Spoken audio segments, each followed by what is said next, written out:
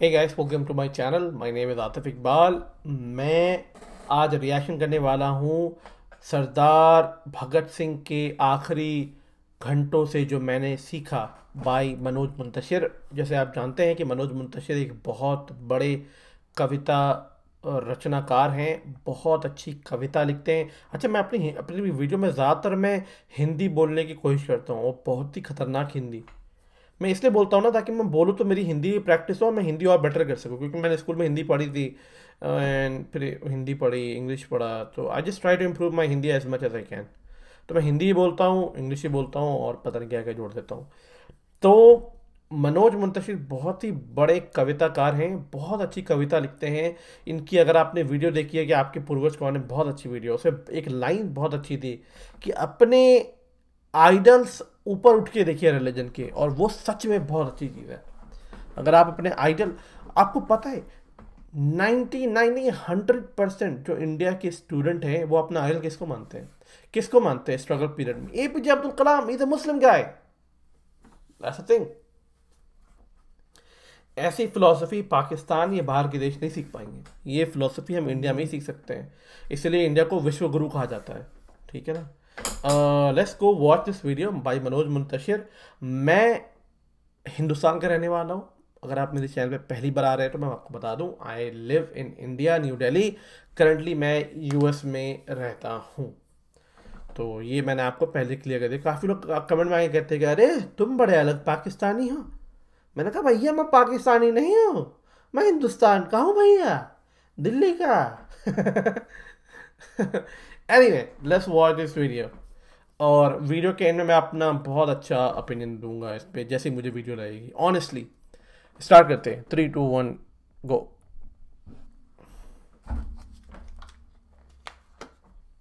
आज हम दशमेश गुरु के इस बलिदानी बेटे की जिंदगी के आखिरी कुछ घंटों से वो सीखेंगे जो हमारी जिंदगी के आखिरी पल तक हमारे साथ रहेगा। अगर मैं गुलाम भारत में शादी करूंगा तो मेरी दुल्हन सिर्फ मेरी मौत होगी, किसी और की मांग में सिंदूर भरने का मुझे हक नहीं है। भगत ने सचमुच मौत की मांग में सिंदूर भरा और जाते जाते अपनी माँ को बस इतनी सी तसल्ली दे गए कि तू न रो माँ, तू है भगत सिंह की माँ, मर के भी लाल तेरा मरेगा नहीं। घोड़ी चढ़ के तो लाते तो इन सभी हंस के हर कोई फांसी चढ़ेगा नहीं। मैं ब्रिटिश सरकार से अपील करता हूँ कि मुझे फांसी न दी जाए, क्योंकि फांसी अपराधियों को दी जाती है और मैं क्रांतिकारी हूँ, भारत माँ का सिपाही हूँ। मुझे भरे चौराहे पर गोली मार दी जाए। ये युद्ध का विधान है कि गोली से मरने में सिपाही की शान है। क्या बात है यार, शिट। Oh shit.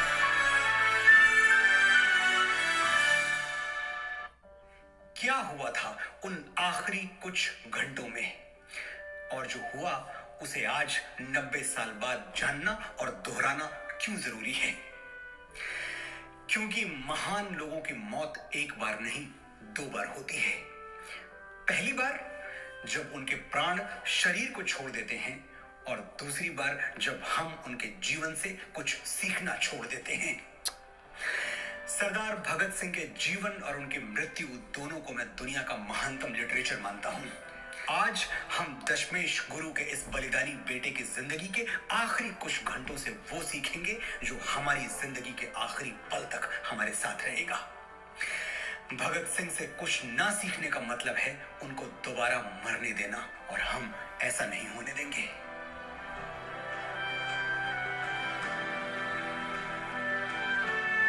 न जाने किसकी नजर लग गई थी पैरों को, तमाम उम्र चले और कहीं नहीं पहुंचे। ऐसा होता है जब चलने वाले को यही ना पता हो कि पहुंचना कहां है। क्या बात है। हम में से कितने ही काबिल लोग अपना लक्ष्य चुनने में इतनी देर कर देते हैं कि उस लक्ष्य तक पहुंचने के लिए वक्त ही नहीं बचता। क्या बात है। भगत सिंह सिर्फ 12 साल के थे जब पंजाब में जलियांवाला बाग हत्याकांड हुआ। सिर्फ 12 साल। वो बैसाखी का दिन था। ब्रिटिश फौज ने उत्सव का दिन मातम में बदल दिया। हजारों लोगों को, बेगुनाह लोगों को गोलियों से भून दिया। भगत ने लहू से लाल हो चुकी जलियांवाला बाग की मिट्टी को अपनी मुट्ठी में भर के सौगंध ली अंग्रेजों को छोड़ूंगा नहीं।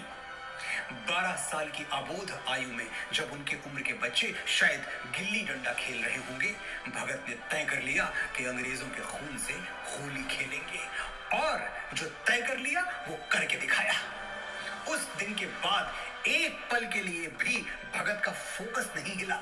पढ़ना, लिखना, खेलना, कूदना सब चलता रहा, लेकिन बैक ऑफ द माइंड लक्ष्य एकदम साफ था, अंग्रेजों का अंत। एक दिन की बात है, उनके पिता ने देखा कि नन्हा भगत मिट्टी में कुछ दबा रहा है। उन्होंने पूछा तो भगत बोले, बाबू इनकलाबी हो रहा हूँ, धरती में पिस्तौल बो रहा हूँ। एक बीज से हजारों बंदूकें जन्म लेंगी, अंग्रेज गिन नहीं पाएंगे, इतनी गोलियां चलेंगी। सचमुच भगत सिंह की दागी हुई गोलियां गिनने में अंग्रेजों का नंबर सिस्टम फेल हो गया।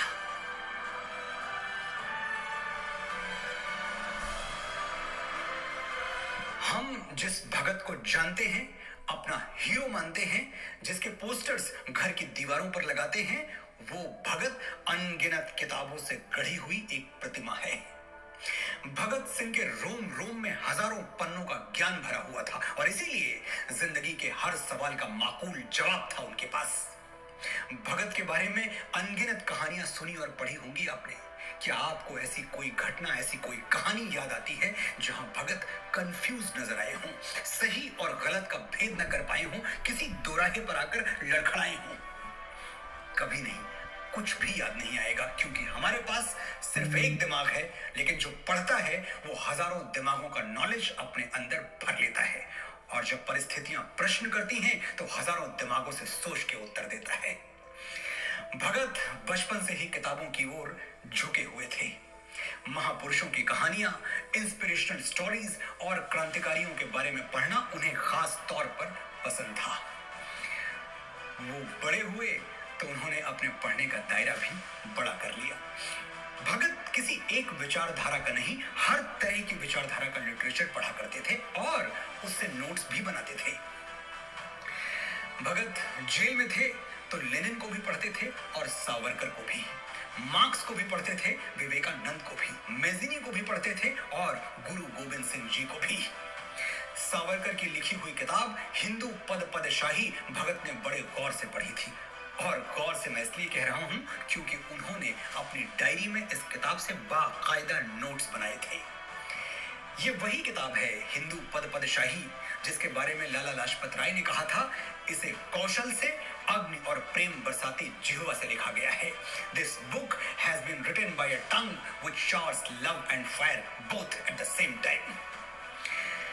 अल्लामा इकबाल के शेर भगत को दीवानगी की हद तक पसंद थे। उन्होंने अपनी नोटबुक में इकबाल के कई शेर लिखे थे।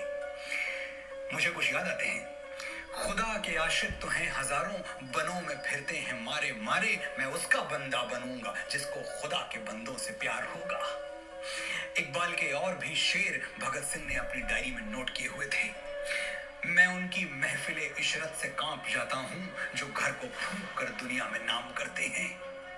एक और शेर, कोई दम का मेहमा हूं ए अहले महफिल, चरागे सहर हूं बुझा चाहता हूं।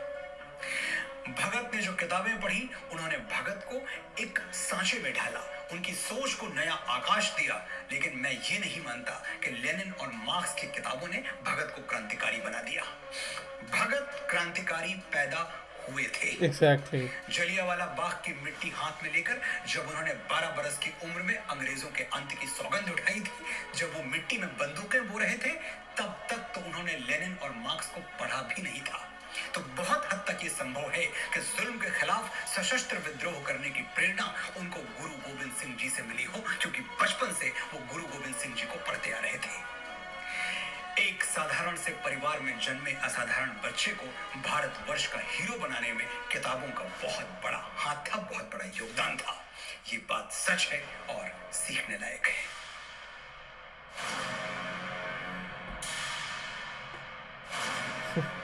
भगत बहुत हैंडसम थे।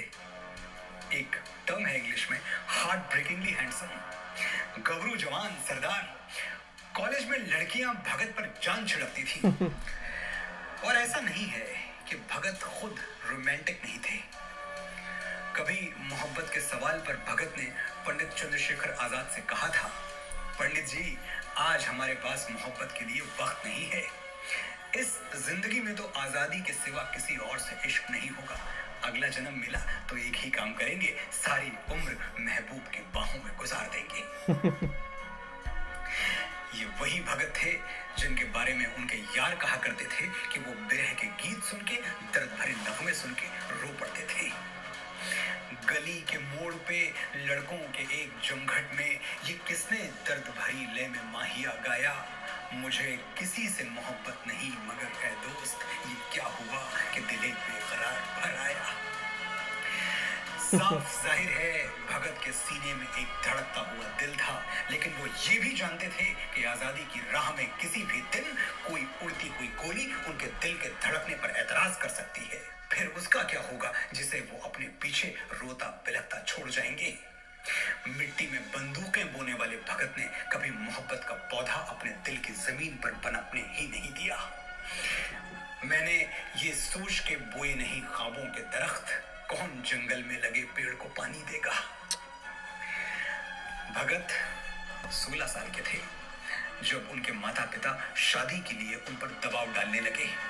भगत जानते थे कि दुनिया में किसी को भी समझाया जा सकता है, लेकिन उस माँ को नहीं जिसकी आंखें बेटे के सर पे सेहरा देखने के लिए तरस रही हो।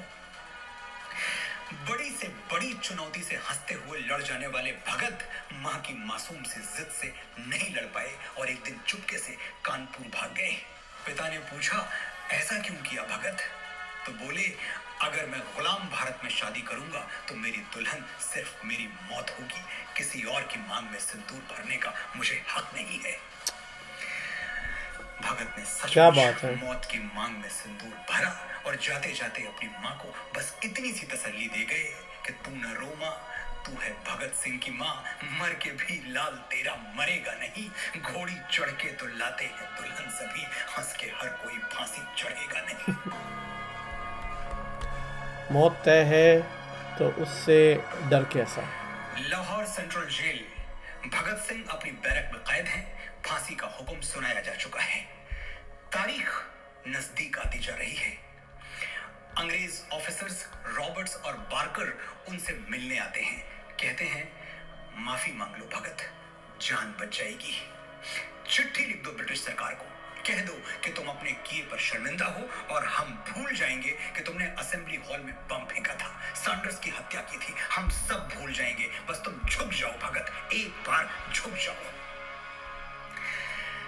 भगत सिंह मुस्कुराकर अंग्रेज ऑफिसर्स की ओर देखते रहे, कुछ बोले नहीं, लेकिन उनकी मुस्कुराहट बोल रही थी कि तेरी फिरौनियत की है तो बस औकात इतनी है, बहाकर बेगुनाहों का लहू इतराना आता है।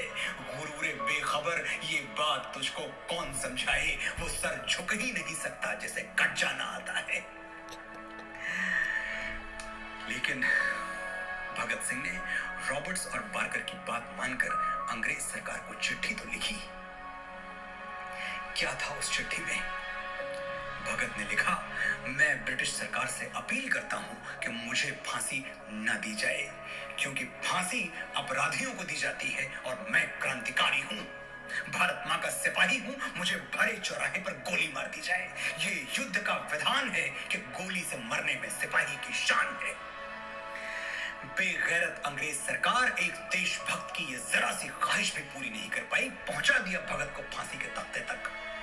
और भगत, उन्होंने सोचा, मुझे तो वीर गति चाहिए, गोली नहीं तो फांसी सही। भगत ने फांसी का फंदा ऐसी दीवानगी से चूमा जैसे मेहंदी से सजे हुए अपनी दुल्हन के हाथ चूम रहे हों।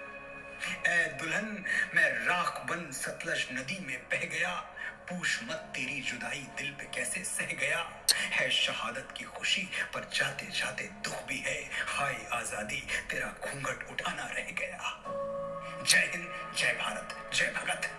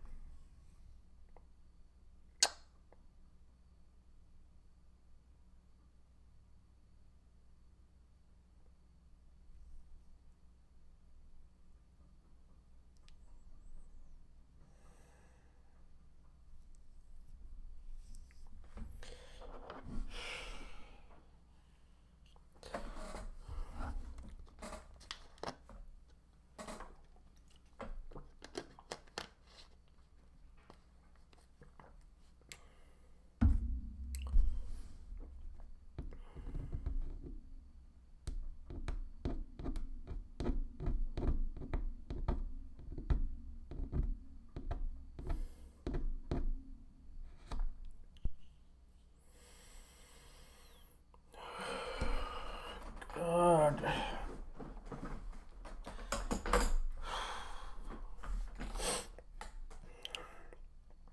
मेरा तो लिटरली बोलने का ही मन नहीं कर रहा है इस वीडियो को देखने के बाद।